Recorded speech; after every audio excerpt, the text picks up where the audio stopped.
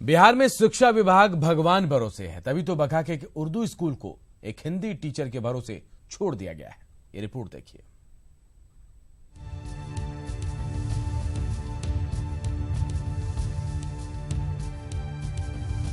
School Urdu का और teacher Hindi का।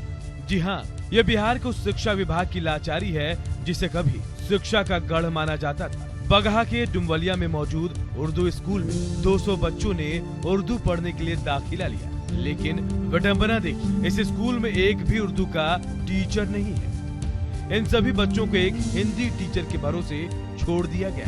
अब परेशानी ये है कि हिंदी के टीचर उर्दू कैसे पढ़ाएं। यह उर्दू स्कूल है, ये हम नाम का ही उर्दू स्कूल है।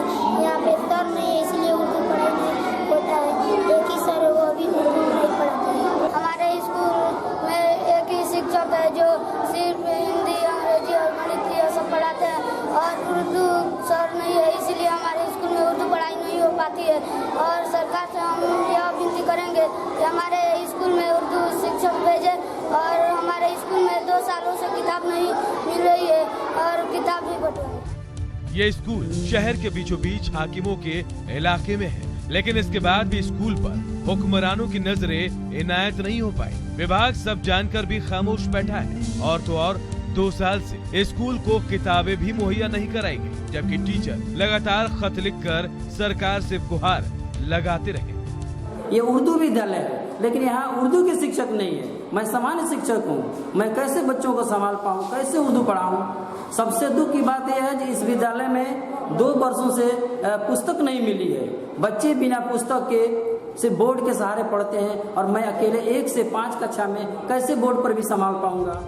विडंबना ही है, प्रदेश में उर्दू को दूसरी राजभाषा का दर्जा देकर सम्मान दिया गया, लेकिन उसी उर्दू भाषा की तालीम को सम्मान नहीं मिल पा रहा। 200 बच्चे हर रोज उर्दू पढ़ने के लिए स्कूल आते हैं और मायूस होकर हर रोज उन्हें हिंदी पढ़ के घर वापस जाना पड़ता है। मुन्ना राय, ETV न्यूज, बगहा।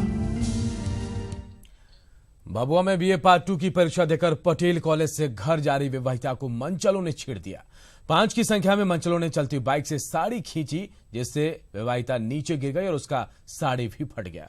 पीड़िता के पति ने जब विरोध किया तो मनचलों ने पति की भी पिटाई कर दी और विवाहिता के गले से सोने की चेन छीनकर भाग निकले। हादसे के बाद पीड़िता महिला थाने पहुंची और अपनी आप बीती बताई। कितने की संख्या में लोग थे, बता देना कितने की संख्या में लोग थे और क्या बदमाशी किए हैं, जब उसके बाद फिर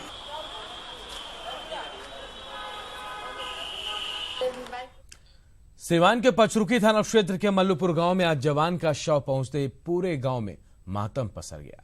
अपने गांव के लाल की एक झलक पाने के लिए भारी संख्या में ग्रामीण उमड़ पड़े। गौरतलब है कि मनोज यादव पंजाब के बठिंडा में आर्मी के जवान के रूप में तैनात था, जिसकी मौत ड्यूटी के दौरान हार्ट अटैक से हो गई। जवान का अंतिम संस्कार पूरे राजकीय सम्मान के साथ मल्लूपुर गांव में किया जाएगा।